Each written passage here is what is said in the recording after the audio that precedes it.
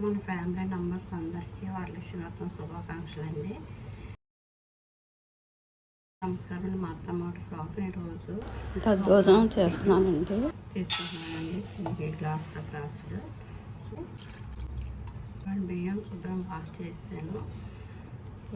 గ్లాసులు బియ్యం తీసుకున్నాం కదండి, 3 గ్లాసులు వాటర్ వేయాలి.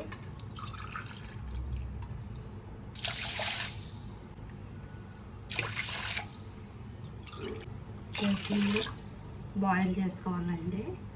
కుక్కర్లో పెట్టి మెత్తగా రైస్ వచ్చే వరకు ఉడికించుకోవాలండి. రైస్ ఉడికిపోయింది. ఇప్పుడు మెత్తగా స్మాష్ చేసుకోవాలండి. స్మాష్ చేసేసాను. ఇందులో 2 గ్లాసులు పాలు వేసుకోవాలండి.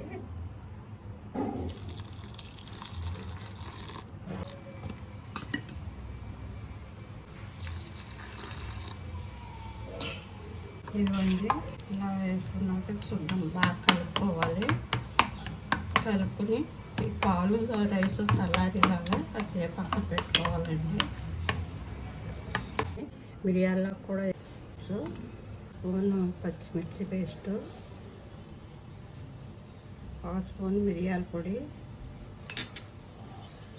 1 స్పూన్ అల్లం మెత్తగా దంచుకొని వేస్తున్నానండి. చిన్న ముక్కల కింద కూడా కట్ చేసుకోవచ్చు, కానీ ఇలా వేసుకుంటే పిల్లలు తింటారు కదండి, అందుకని వేస్తున్నాను. ఇంకా కొంచెం వేడిగా ఉందని చల్లారాలి. కడిగిందండి. పచ్చిశనగపప్పు కొంచెం మినపప్పు, కొంచెం ఆవాలు, కొంచెం జీలకర్ర, ఎండుమిర్చి, కరివేపాకు వేసుకుని దోరగా వేయించుకోవాలండి.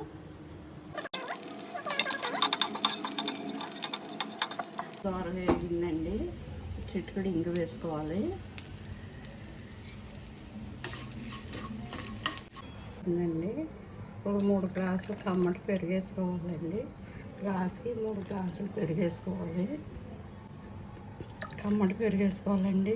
పులుపుది అయితే ఎక్కువసేపు నిల్వ ఉండదు కదండి, మధ్యాహ్నానికల్లా అది పులుపు వచ్చేస్తుంది. కమ్మటి పెరిగేసుకోవాలి. 3 గ్లాసులు వేసుకుని సరిపడా సాల్ట్ వేసుకోవాలండి. చేసుకున్న పోపు ఉంది కదండి, ఆ పోపుని ఇందులో వేసుకుని బాగా కలుపుకోవాలండి.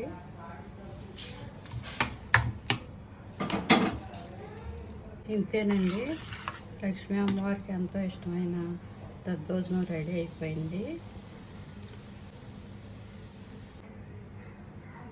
ఇంతేనండి. ఒకసారి ఫైనల్గా కొత్తిమీర వేసుకుంటానండి.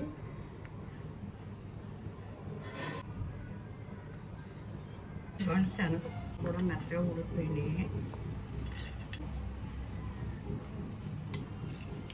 కలుపుకొని పక్కన పెట్టుకోవాలండి.